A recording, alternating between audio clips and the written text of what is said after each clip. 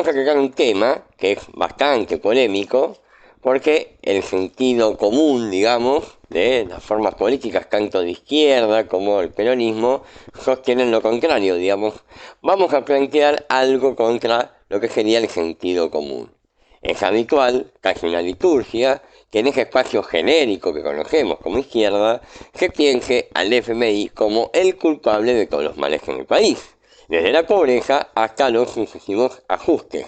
De ahí que sea, de nuevo, una liturgia, el diagnóstico sobre que el FMI ajusta, no somete, o como dijo Miriam en el debate, que es imposible crecer con la boca del fondo. Por lo tanto, resulta obvio que la consigna de máxima en la izquierda sea el no pago de la deuda o directamente proponer romper con el fondo. Ahora bien, ¿soluciona algo romper con el Fondo Monetario? ¿Es cierto lo que cree la izquierda acerca del carácter de la deuda con el FMI? Veamos. En primer lugar, vale recordar que pensar que Argentina o algún otro país similar no crece por una traba extranjera es una forma nacionalista de razonar la realidad. No porque profesen un fervor patriótico, sino porque eso parte de entender la realidad a partir del hecho nacional. Y nosotros ya hemos explicado que el capital es mundial por su contenido y nacional por su forma, no al revés.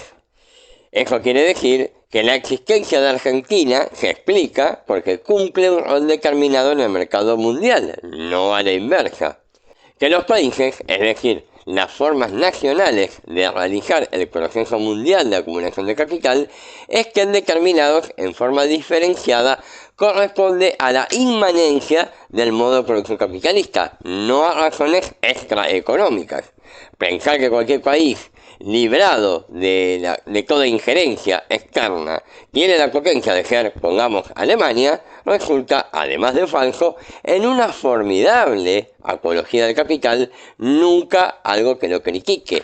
Segundo, que la idea de saqueo resulta en un grave error, habida cuenta que olvida que en el modo de producción capitalista la riqueza social no está dada por la acumulación de productos o en la rapiña de los mismos al estilo vikingo, sino en la producción de valor. De manera tal que es imposible hablar de saqueo en el capitalismo. Tercero, que tampoco podemos hablar de fuga, puesto que dado que el capital es mundial, lo que sale de un lado entra en el otro, no se acumula en Narnia.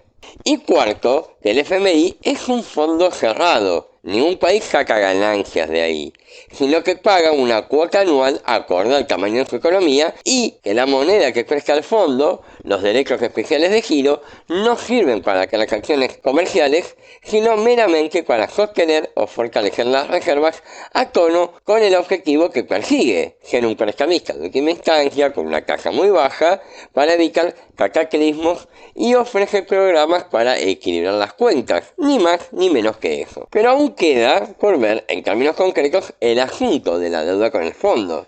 Digamos, de pasada, que romper con el FMI o defaultear o sencillamente que por arte de magia la deuda con el fondo desaparezca, en términos económicos hoy no tendría ningún efecto inmediato, toda vez que desde 2018 hasta septiembre de 2023 Argentina pagó, entre comillas, con la plata que el propio FMI desembolsó. Esto es, no hay una salida de riqueza neta, excepto por 700 millones de dólares, que es lo que da más o menos el balance, en 5 años. Esto es, la misma cantidad de dinero que el Banco Central gasta, para que ustedes tengan una idea, en una semana de una corrida bancaria para sostener el peso sobrevaluado. Esto quiere decir que dejar de pagar la deuda al día de hoy no redunda en ningún ahorro para buscar en otras partidas presupuestarias.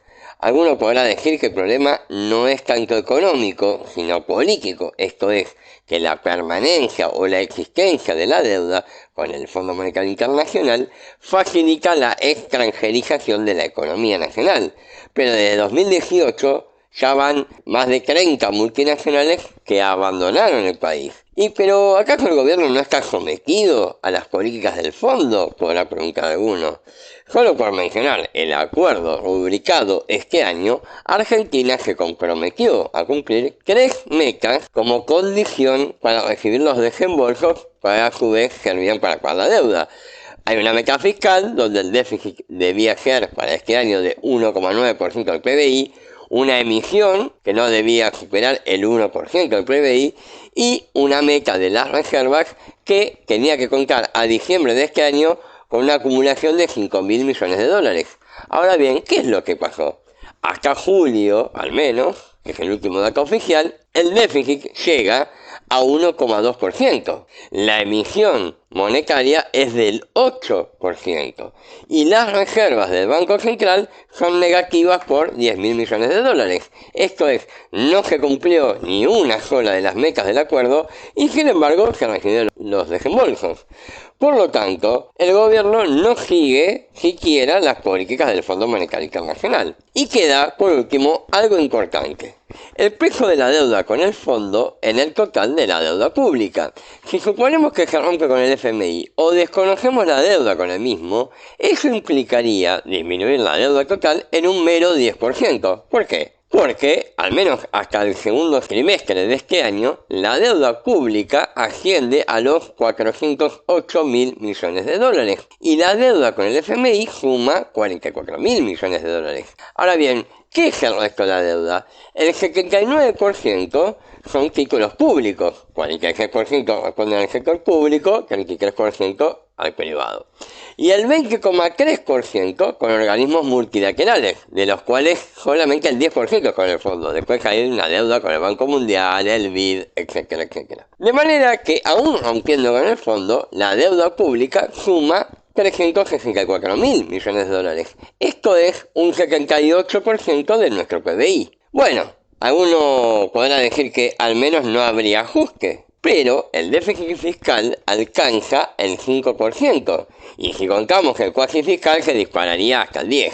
Esto es, salvo que financiemos el déficit con emisión, el ajuste se impone por peso propio, o dicho de otra forma, con o sin FMI el ajuste debe hacerse igual. En suma, como acabamos de ver, ni porque resulte en una salida de riqueza neta, ni porque tenga un peso sustantivo en el total de la deuda, ni porque evitaría el ajuste, romper con el FMI no soluciona ninguno de los problemas.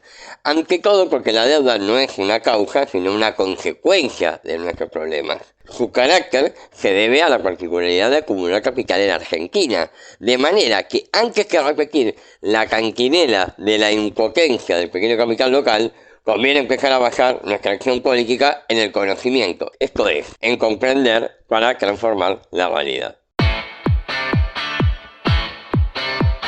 Para comunicarte con la Caja nos podés buscar en Facebook, La Caja, Herramientas para el Debate, en nuestro canal de YouTube, La Caja de Izquierda.